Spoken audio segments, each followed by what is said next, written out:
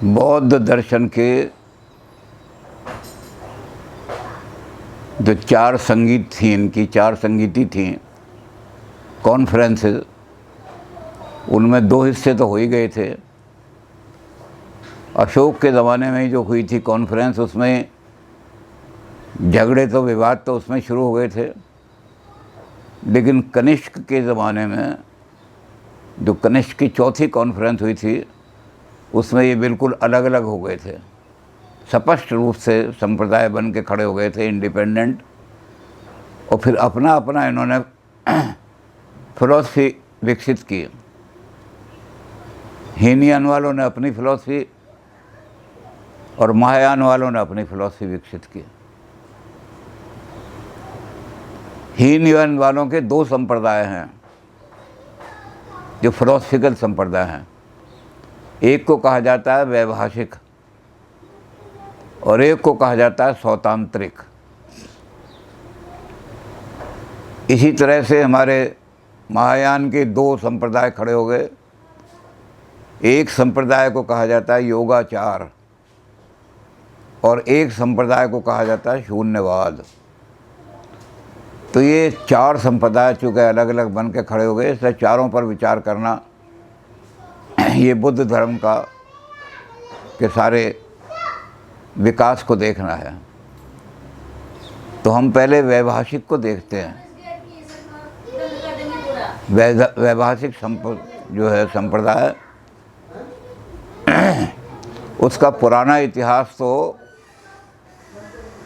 उनका साहित्य में तो बहुत सारी ग्रंथ हमें मिलते हैं, उनके नाम मिलते हैं, लेकिन अधिकांश ग्रंथ जो हैं उनके वो उपलब्ध नहीं हैं। उनका जो सबसे पुराना ग्रंथ है उसका चीनी अनुवाद तो मिलता है, भारत में कोई अनुवाद नहीं मिलता। तो इसी तरह से उनका पुराना ग्रंथ जो है, पुराने ग्रंथों की कहीं पर उपलब्धि नहीं होती, मिलते नहीं।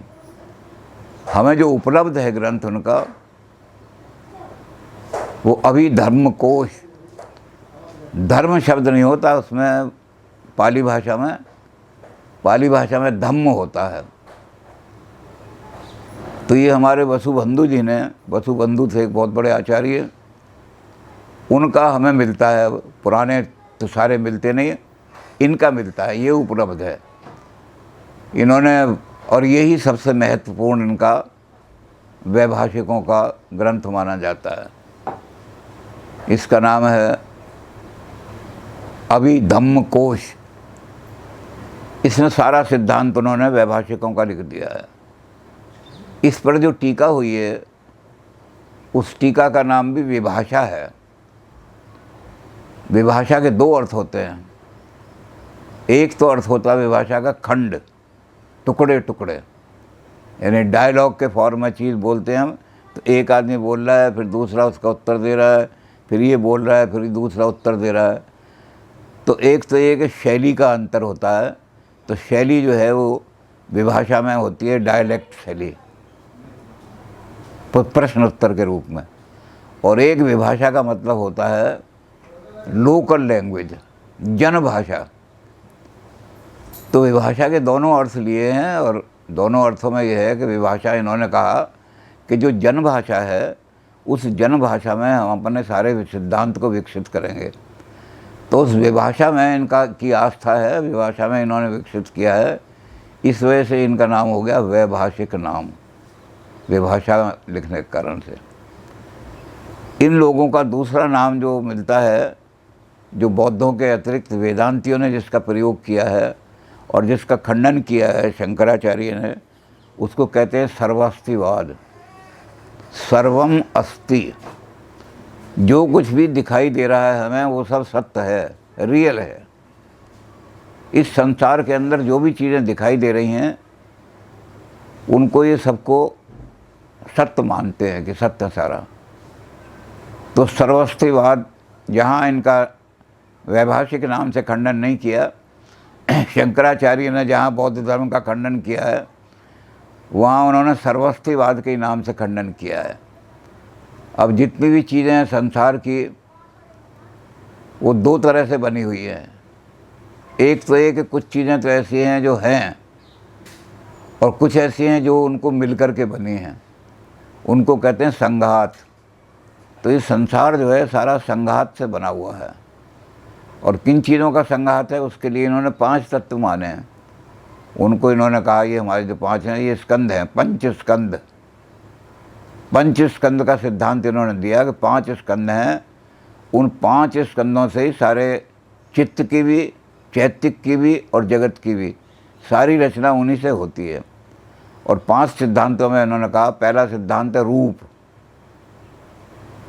दूसरा सिद्धांत है वेदना, तीसरा सिद्धांत है संज्ञा, चौथा सिद्धांत है संस्कार और 5वां सिद्धांत है विज्ञान। रूप का मतलब इन्होंने लिया कि जो चीज़ फॉर्म यानी रूप धारण कर सकती है, आकार धारण कर सकती है, उसको हम अंग्रेजी में कह सकते हैं कि पोटेंशियलिटी। जिस चीज़ में पोटेंशियलिटी है किसी फॉर्म को धारण करने की, कोई फॉर्म बन सकती है। मिट्टी के अंदर पोटेंशियलिटी है घड़ा बनने की, तो हम ये कहेंगे कि ये रूप है, ये रूप बन सकता है, घड़ा बन सकता है, कुछ हो सकता है। तो रूप का मतलब हो गया, रूप का मतलब शक्ल नहीं, रूप का मतलब आकार धारण करने की पोटेंशियलिटी, शक्ति। फिर इन्होंने दूसरी चीज़ ली वेदना। अब बाह्य आकार तो हम देख लेते हैं किसी चीज़ का, आंतरिक आकार का हमें कोई पता नहीं होता। तो वेदना का इन्होंने मतलब लिया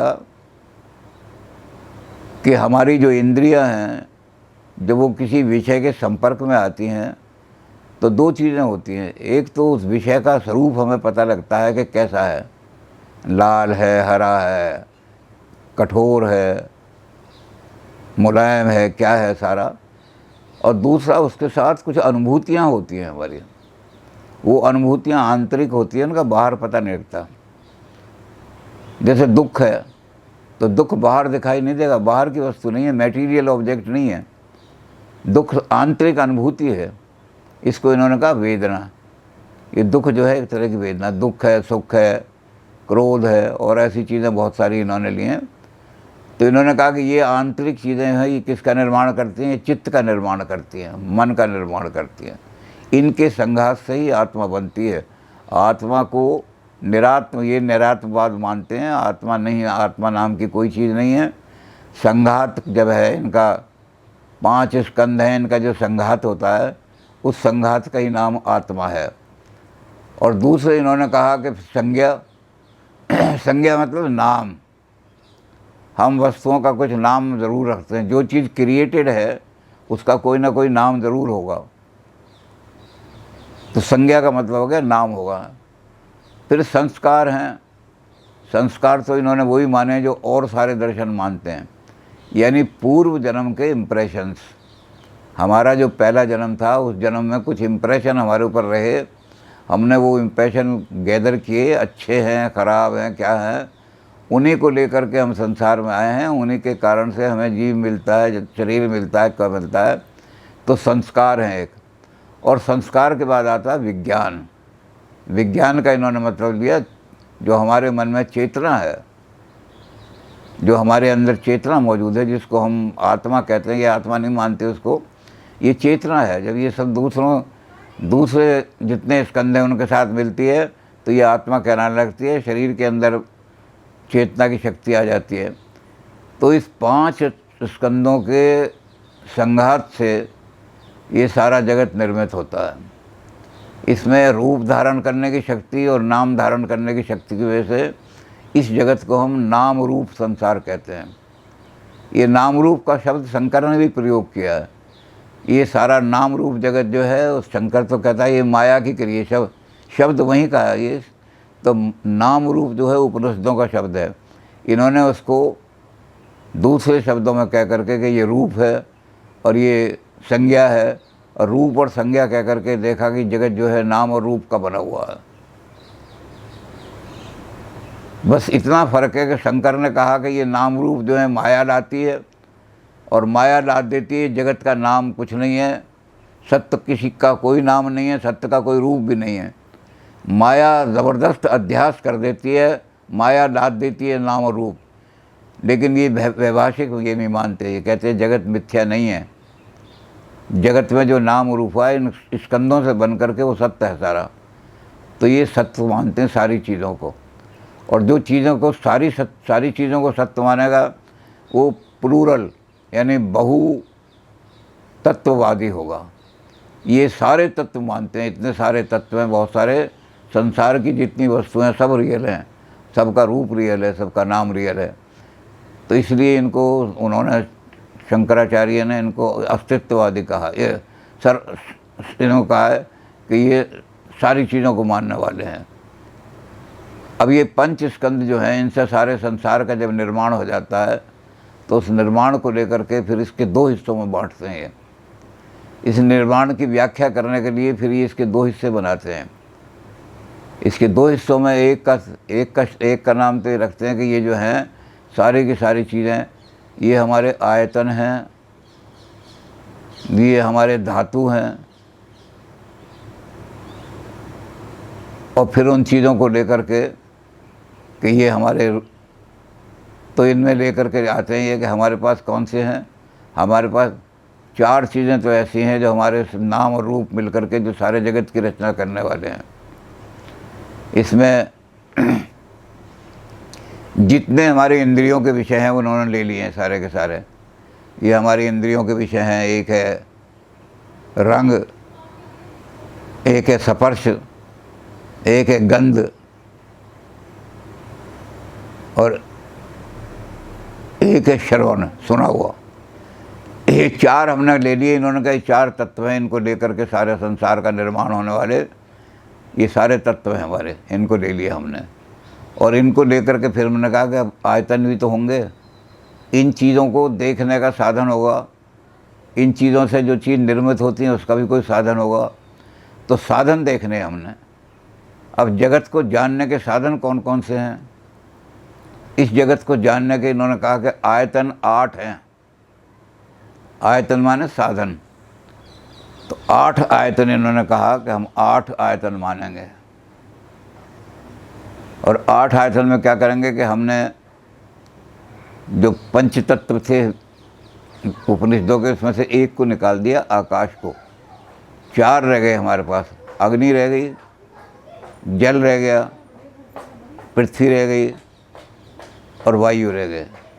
ये 4 हमारे पास तत्व रह गए। इन 4 तत्वों को जानने के लिए हमारे पास 4 इंद्रियां चाहिए।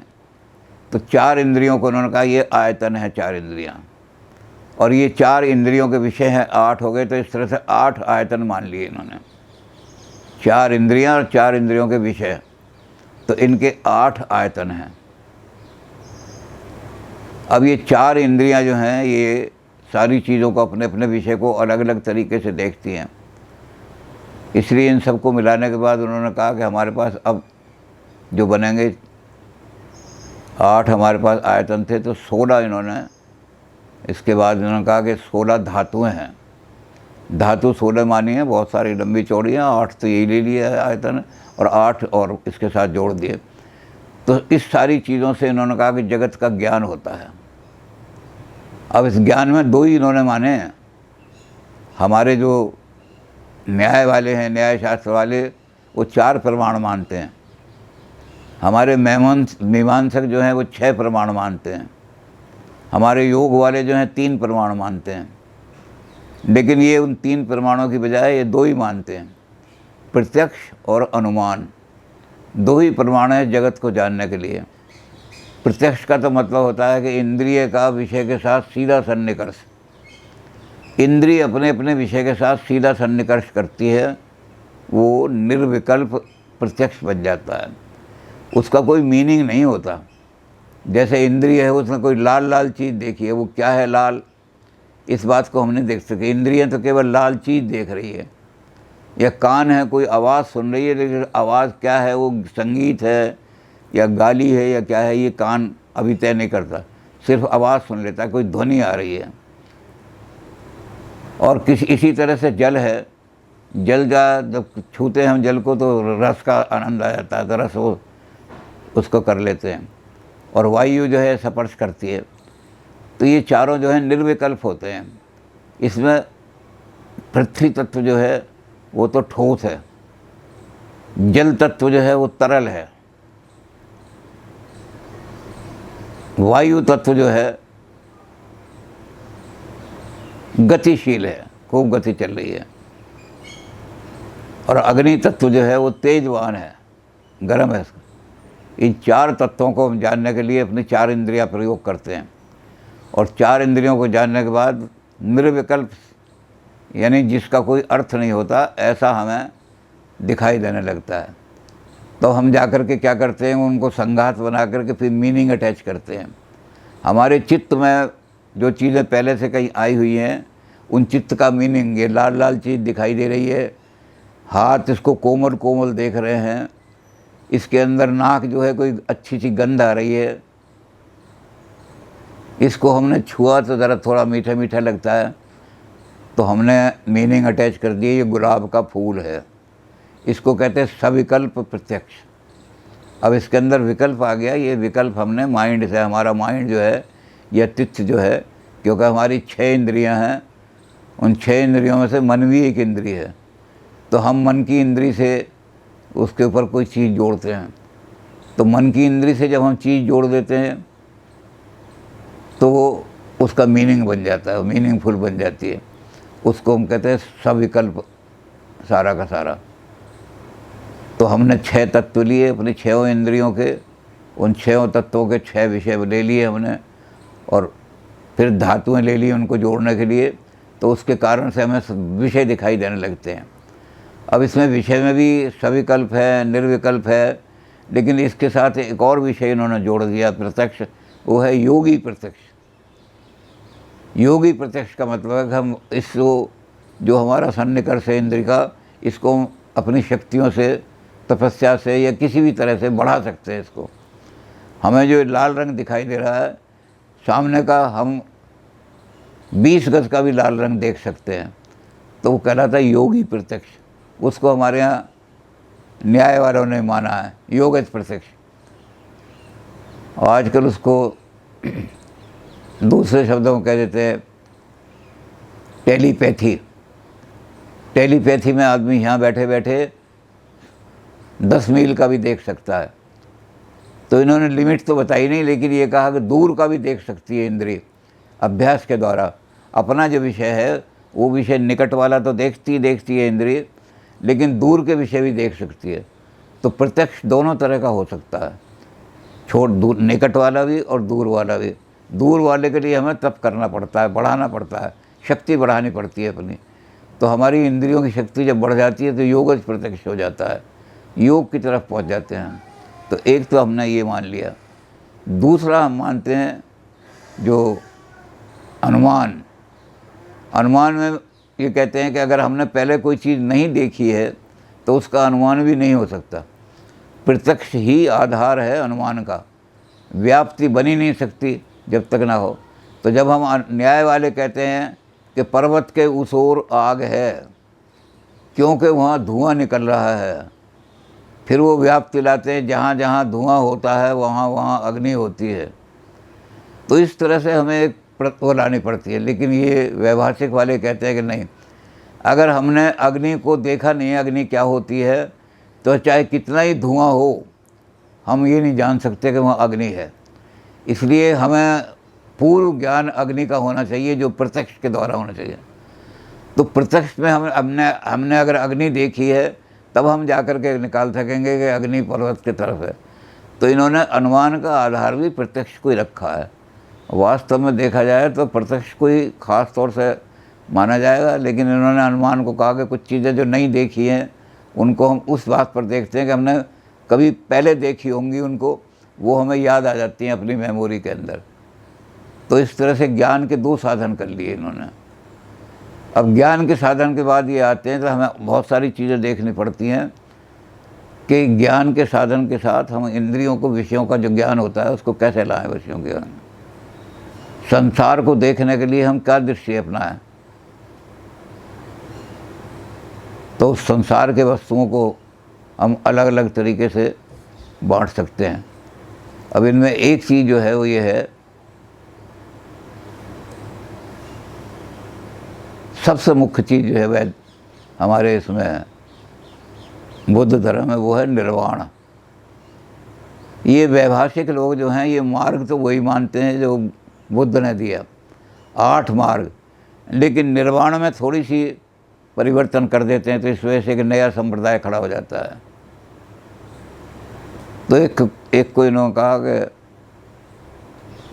सांख्य की निरोध, और इस एक को कहा असंख्य की निरोध, और एक आकाश को लिया है तीसरे तत्व को।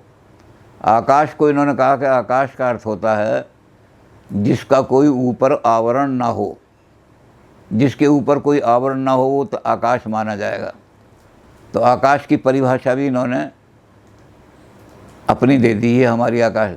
और उसके बाद उन्होंने निर्वाण के लिए कहा कि एक जो निर्वाण है सांख्य निर्वाण निरोध, उसमें क्या होता है कि हमारी जो बुद्धि है, हमारी जो चित्त है, हमारी जो चेतना है, उस चेतना को हम ऊपर उठाते हैं, उस चेतना को हम जगाते हैं, और चेतना उठते ऊपर उठते उठते वो सत्वगुण में पहुंच जाती है। वो तमोगुण का भी परिहार कर देती है, रजोगुण का भी परिहार कर देती है, और बुद्धि बिल्कुल शुद्ध हो जाती है। उसको उन्होंने कहा प्रज्ञा विकसित हो जाती है। हमारे योग वालों ने भी यही कहा। योग वालों ने कहा कि हमारी जो बुद्धि है वो जब विकसित होती है तो वो बिल्कुल सत्य की तरफ चली जाती है। तो योग वालों ने उसका नाम रखा ऋतंबरा। ऋतंबरा बुद्धि जो है वो सत्य को देख सकती है, सीधा सत्य सीधा दिखाई दे जाता है ऋतंबरा बुद्धि को। तो इन्होंने ऋतंबरा नाम नहीं लिया, लेकिन बात वही रखी। उन्होंने कहा कि बुद्धि विकसित होते होते सतोगुण में पहुंच जाती है, और जब सतोगुण में पहुंच जाती है तो उसको हम प्रज्ञा कहते हैं। प्रज्ञा जैसे ही विकसित होती है तो हमारे जितने भी मल हैं, ये शब्द जो है जैनियों ने भी प्रयोग किया है, इन्होंने भी आश्रव प्रयोग किया है। आश्रव का मतलब है कि मल, शरीर के अंदर, हमारे आत्मा के अंदर बहुत सारे मल घुस जाते हैं। क्रोध है, काम है, घृणा है, इस तरह के बहुत सारे मल हैं। तो ये मल जब आत्मा में घुस जाते हैं तो प्रज्ञा, जब बुद्धि प्रज्ञा में पहुंच जाती है तो क्या करते हैं, वो इनका परिहार करना शुरू कर देती है, एक एक मल को दूर करना शुरू कर देती है। ये हमारे साश्रव मल जो हैं, जो आश्रव के साथ मिले हुए हैं, यानी हमारे जो मलिन विचार हैं, मलिन भावनाएं हैं, जिनके अंदर मल घुसा हुआ है, ये सारे के सारे प्रज्ञा बुद्धि उनको दूर करना शुरू कर देती है। और वो धीरे धीरे सारे आश्रव वाले जितने मल हैं, इन्होंने रास्ता तो नहीं बताया, लेकिन इन्होंने तप के द्वारा कहा कि तप के द्वारा हम अपनी बुद्धि को विकसित कर सकते हैं। जैनियों तो रास्ता बताया, जैनियों ने कहा एक निर्जरा होगा, एक संवर होगा, उन्होंने तो रास्ते बताए, लेकिन इन्होंने तप को ही कहते हैं कि तप के द्वारा ही काम करो। तो जब तपस्या करेंगे कि तपस्या करते करते हमारी बुद्धि जो है वो निर्मल हो जाएगी, मलों को निकाल देगी सारों को। और जब मल निकल जाएंगे हमारे, तो अपने आप ही हम क्या हो जाएगा कि जितनी तृष्णा है जो मल पैदा करती है वो तृष्णा नष्ट हो जाएगी, और तृष्णा के नष्ट होते ही हमारा निर्वाण हो जाएगा। तो पहला इन्होंने निर्वाण का एक रूप बताया। दूसरा इन्होंने कहा दूसरा रूप क्या है, दूसरा ये भी निरोध तो हो गया, यहाँ तृष्णा का निरोध प्रज्ञा के द्वारा हुआ। जब प्रज्ञा के द्वारा तृष्णा का निरोध होता है तो हम एक तरह की निर्वाण प्राप्त करते हैं। अब दूसरी तरह की निर्वाण क्या है कि उसमें प्रज्ञा के द्वारा नहीं होता, बल्कि भोग के द्वारा ऑटोमेटिकली स्वभाव से। तुमने 10 साल कुत्ते की योनि भोगनी है, तुमने 20 साल ये कर्म का ये भोगना है कि तुम्हें बीमारियाँ मिली, जो भी हों। तो इसमें क्या होता है कि स्वभाव से क्या होता है कि कर्मों का भोग करते करते करते करते स्वभाव से वो कर्म जो है वो नष्ट होते चले जाते हैं। ये स्वभाव से जो नष्ट हो जाते हैं इनको कहते हैं हम अप्रतिसांख्य निर्वाण या निरोध। तो ये इस तरह से विरोध चले जाते हैं। तो दोनों तरह के निर्माण को इन्होंने माना। बुद्ध ने नहीं माना था ओरिजिनल में, अब इन्होंने फिलॉसफिकली 2 तरह का निर्माण मान लिया कि ये 2 तरह का निर्माण है, इन दोनों तरह के निर्माण से। अब उसके बाद उन्होंने कहा कि सारे जगत को निर्माण करने वाली जो चीज़ हैं वो क्या हैं, वो है हमारे धर्म। धर्म का शब्द इन्होंने इस सेंस में नहीं लिया धर्म का कि धर्म माने कोई नैतिक आचार इन्होंने धर्म का अर्थ लिया है जो वस्तुएं संसार के अंदर अस्तित्ववान हैं वो धर्म कहलाती हैं। तो जगत को निर्माण करने वाली दो ही वस्तुएं निर्माण संसार के अंदर हैं, एक तो है परमाणु और एक है अणु। परमाणु दिखाई नहीं देते, परमाणु बहुत सूक्ष्म है, अणु से भी छोटा, एटम से भी, सब एटॉमिक समझ लो उनको कि परमाणु सब एटॉमिक हैं लेकिन वो आधार हैं। और परमाणु बिल्कुल शुद्ध हैं, जब वो मिलते हैं संघात बनाते हैं तो उनमें अशुद्धि आ जाती है, वो अनित्य हो जाते हैं, वो टूट भी सकते हैं, अनित्य हो जाएंगे, अशुद्ध हो जाएंगे। तो संघात से इसको इन्होंने कहा हेतु यानी कॉजल रिलेशन, हेतु और प्रत्यय से जो भी वस्तुएं निर्माण होती हैं वो सब अनित्य संसार की वस्तुएं। इसलिए इन्होंने क्षणभंगवाद माना है संसार को, संसार एक क्षण में बनता है, नष्ट हो जाता है। तो ये वस्तुएं ऐसी हैं क्योंकि संघात है, संघात मिलजुल के बनता है तो टूट जाती है, नित्य हो जाती हैं। तो इन्होंने कहा कि हमारे जो सारे हैं इनसे संघात बन जाते हैं। तो परमाणु जब बनता है अणु में तो अणु दृश्यमान हो जाता है, अणु दिखने लगता है, फिर अणु से सारी चीज़ें बनती चली जाती हैं, एक एक चीज़ बनती है, बहुत सारी चीज़ें बनाई हैं। तो धर्म वैसे तो इन्होंने बहुत सारे माने हैं, 14-15 धर्म माने हैं, लेकिन धर्म के दो रूप हैं, रूप दिया इन्होंने कर दिया। एक है संस्कृत धर्म, एक है असंस्कृत धर्म। संस्कृत का मतलब ही भाषा नहीं, कोई संस्कृत भाषा, संस्कृत का मतलब जिनको शुद्ध किया हुआ है। तो कुछ तत्व ऐसे हैं जो शुद्ध है, बिल्कुल वो निर्मल हो गए हैं, उनमें से आश्रव खत्म हो गया है, दूर हो गया है। और दूसरे ऐसे धर्म हैं, धर्म का मतलब तत्व, धर्म का मतलब ये मतलब कि कोई आचार का, धर्म का मतलब जो तत्व हैं, उनको तत्वों को इन्होंने धर्म कहा है। तो जो असंस्कृत तत्व हैं वो ऐसे हैं जिनमें अभी मल मिला हुआ है, यानी जो संयुक्त हुए हैं, जो चीज़ों से मिल कर के बने हैं और उनको मिलने के बाद कोई वस्तु पैदा हो जाती है तो वो नष्ट भी हो सकती है क्षण, तो वो असंस्कृत धर्म है, उनके अंदर शुद्धि नहीं है। तो उनको शुद्ध करना जो है ये हमारा काम है। तो इन्होंने वैभाषिकों ने सारा दर्शन शास्त्र अपना ये कर दिया कि सारे दर्शन में हमारे जो चीज़ें हैं वो सारी चीज़ें संघात हैं, हमारे 5 स्कंधों का, वो सारी चीज़ें संघात हैं। हमारे जितने भी ये तत्व हैं जो धर्म हैं, संस्कृत धर्म, उन धर्मों का संघात है। और चूँकि वो संघात हैं इसलिए सब नश्वर हैं, जितने वो संघात हैं इसलिए सारे के सारे क्षणभंग हैं, एक क्षण के लिए निष्ठ होंगे। लेकिन तपस्या का जो मार्ग है वो वैभाषिकों ने वही अपनाया है, उन्होंने उसको भी अपनाई किया है जो ओरिजिनल बुद्धिज्म में है। यानी 12 निदान जो हैं ये हमारे पतन का कारण है, बंधन का कारण है, जन्म मरण का कारण है। उस 12 निदान को इन्होंने वही कहा प्रतीत समुत्पाद। और उन्होंने कहा कि दुनिया की हर चीज़ जो है जिसको देखोगे वो प्रतीति है, कोई चीज़ ऐसी नहीं है जो हमेशा के लिए हो, वो प्रतीति है, यानी किसी चीज़ से प्रतीत पैदा हुई है। दिस बीइंग दस दैट कम्स टू बी, ये ऐसा है इसलिए ऐसा इफेक्ट पैदा होता। तो कारण कार्य इफेक्ट को इन्होंने उतना ही रिजिड माना है जितना कि बुद्ध की ओरिजिनल उसमें का। कोई चीज़ बिना कारण के संसार में उत्पन्न ही नहीं हो सकती। ये कारण के, और कारण जो है ये इसी से उत्पन्न होते हैं। तो उसका आधार क्या है? अज्ञान।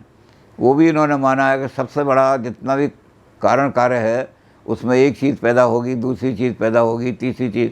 तो 12 निदान जो हम बुद्ध धर्म में कर चुके हैं कि 12 उसमें कड़ियाँ हैं, वो 12 कड़ियाँ उससे कहाँ से शुरू होती हैं? अज्ञान से शुरू होती हैं। अज्ञान के कारण से हम जन्म मरण के चक्कर में पड़ते हैं। तो अंतिम कहाँ होगी? जन्म मरण, उसको कहते हैं भव। तृष्णा से, अज्ञान से जगत शुरू होगा और भव तक जाएगा। और भव में सबसे बड़ा जो होगा वो है भव तृष्णा, जन्म लेने का भाव, मेरा दोबारा जन्म होना चाहिए, ये सबसे ज़्यादा कठिन है। भव तृष्णा को जीतना बड़ा कठिन है। इस भव तृष्णा को जीतने के लिए हमें प्रज्ञा बुद्धि को बड़ा तीव्र बनाना पड़ेगा। तो ये भव तृष्णा क्यों होती है? क्योंकि वेदना होती है। हमने अपने पिछले जन्म में चीज़ों का आनंद लिया है, रबड़ी खाई है हमने, बड़ी आनंद आता है, हमने गुलाब छुए हैं, बड़े बड़े सुगंधी आती है।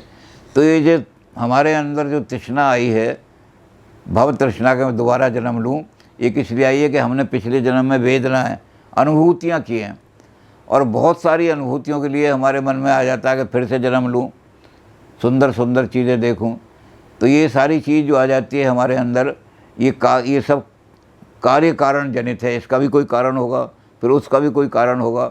तो 12 कारण जो बुद्ध ने बताए थे वही इन्होंने माने हैं ऐसे के वैसे, उसमें कोई परिवर्तन वैभाषिकों ने नहीं किया।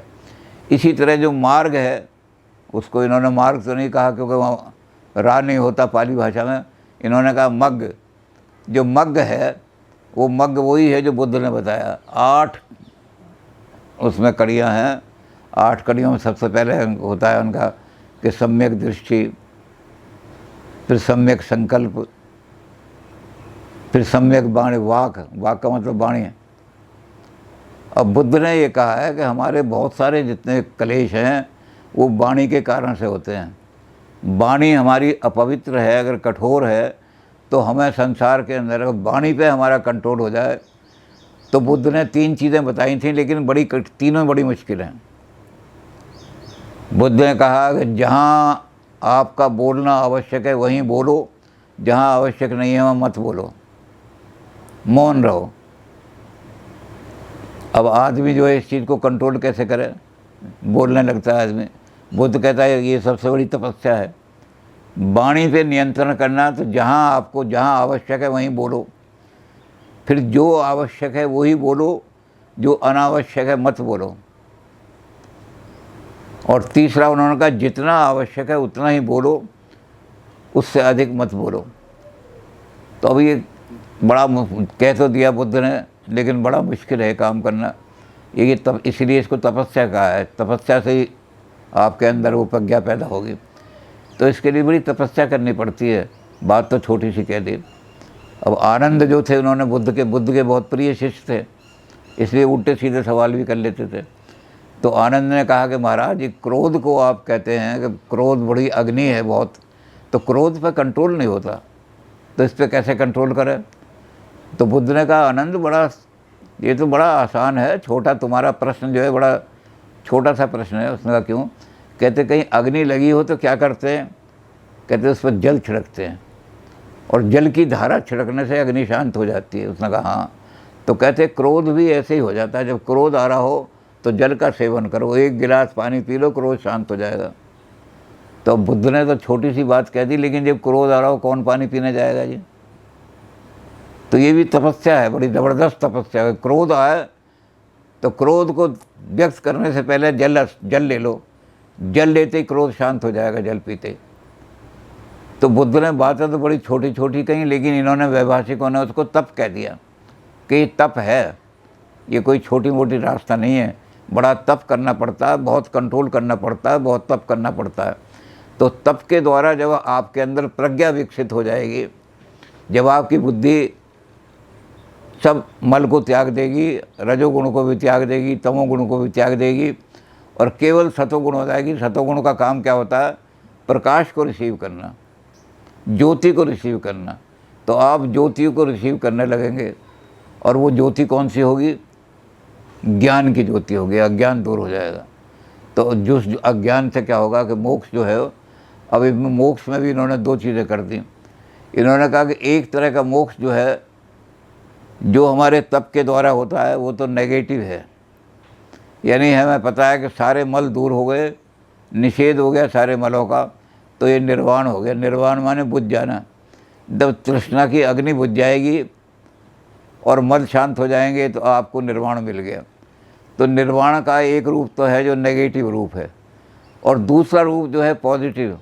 पॉजिटिव ये कि जब आपके सारे जितने भी आपने भोग करने थे वो स्वभाव से ही नष्ट हो जाएंगे, तो फिर आपको आनंद की प्राप्ति होगी।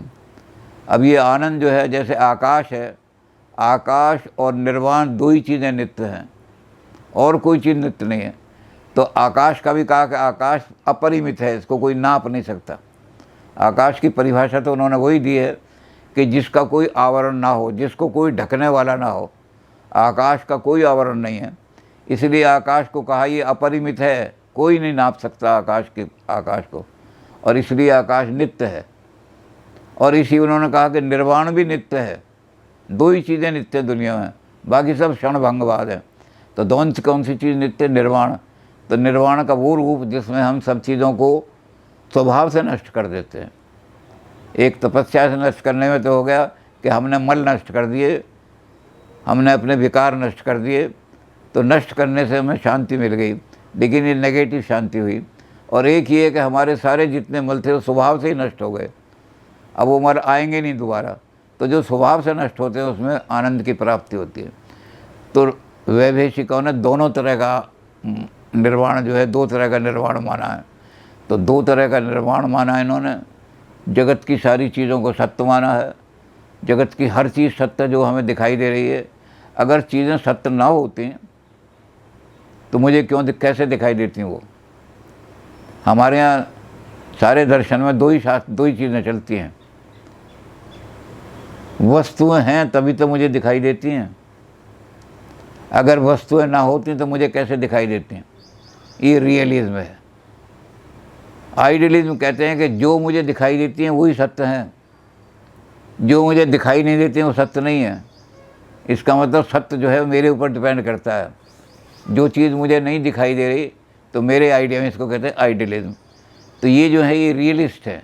ये कहते हैं वस्तुएं अस्तित्ववान हैं तभी तो हमें दिखाई देती हैं, और चूँकि वस्तुएं अस्तित्ववान हैं, सारी की सारी बहुत लंबा सारा सब है और सारा संघात है एटम का, वो एटम सारे मिलते हैं और अनित्य हो जाते हैं, क्षणभंग हो जाते हैं।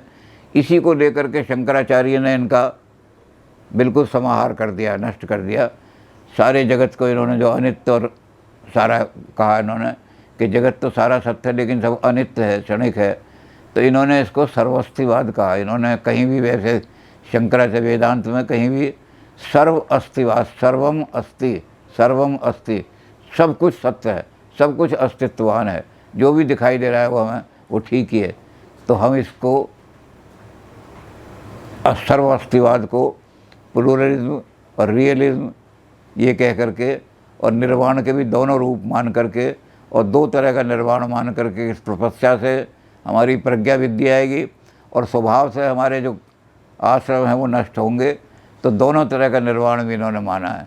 तो इस तरह से इन्होंने बुद्ध की फिलॉसफी का एक रूप जो है, वैभाषिक रूप, वो ये सारा हमारे सामने आया है। इसको हमने पालन करना है विभास के द्वारा। विभास मतलब लोकल लैंग्वेज, लोकल डायलेक्ट। तो लोकल लैंग्वेज में हम बात करेंगे तो जनता अच्छी तरह समझ जाएगी। अगर लोकल लैंग्वेज नहीं होगी तो आम आदमी को नहीं समझा सकेंगे। अब इन्होंने एक काम और किया, इन्होंने ये किया कि पहले जो ओरिजिनल बुद्ध की टीचिंग थी वो सारी पाली में थी।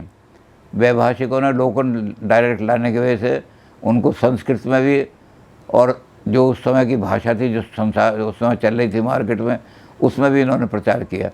तो भाषा में भी थोड़ा संशोधन कर दिया इन्होंने पाली की बजाय, क्योंकि आम लोग जो थे, पंडित लोग जो थे, संस्कृत बोलते थे। तो इन्होंने संस्कृत भाषा में अपनी कई कमेंट्रियाँ लिखी हैं। तो इन्होंने परिवर्तन करके अपना एक वैभाषिक क्षेत्र जो है, सब वैभाषिक स्कूल खड़ा कर दिया। तो वैभाषिक को हमें करके अब हम करेंगे सौतांत्रिक। सौतांत्रिक वैसे छोटा सा यूँ है कि सौतांत्रिक में और वैभाषिक में ज़्यादा अंतर नहीं है, 4-5 पॉइंट का ही अंतर है। लेकिन हम इसको सौतांत्रिक को भी स्वतांत्रिक, इनका जो बुद्धों का जो सारा धस्ता है, जो कि उसमें 4 अलग अलग खड़े हुए हैं, इसलिए हम चारों को देखेंगे। लेकिन उसमें सौतांत्रिक में हम क्या करेंगे कि हम ये कहेंगे कि ये सारे धर्म का की कंसेप्ट भी यही है, संघात भी है, इन्होंने वो पंचस्कंद भी है सारा। तो सारी चीज़ें उन्होंने सौतांत्रिकों ने वैभाषिकों से ही ले ली हैं। इसमें क्या क्या अंतर है इस पर हम विचार करेंगे।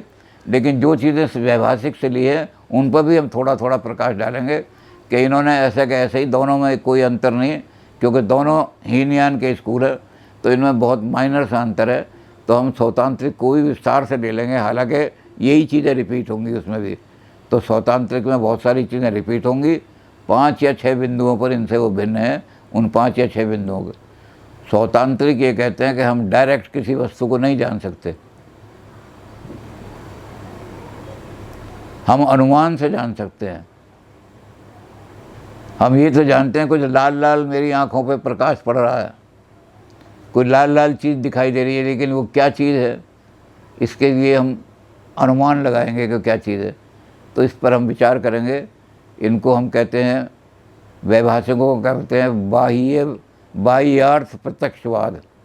जितना भी बाहर का जगत है सब प्रत्यक्ष के से जाना जा सकता है। तो बाह्यार्थ प्रत्यक्षवाद इनका ये फिलॉसफी हो गई। सारी फिलॉसफी को हम समेट करके कहेंगे बाह्यार्थ, बाहर का जगत, बाह्यार्थ प्रत्यक्षवाद, प्रत्यक्ष दिखाई देने वाला सारा जगत सत्य है। और उनको हम कहेंगे सौतांत्रिकों को बाह्यार्थ अनुमयवाद, यानी जितना बाहर का जगत है वो अनुमान से जाना जा सकता है, प्रत्यक्ष से नहीं जाना जा सकता। तो हम सौतांत्रिकों को बाद में करेंगे दूसरा स्कूल।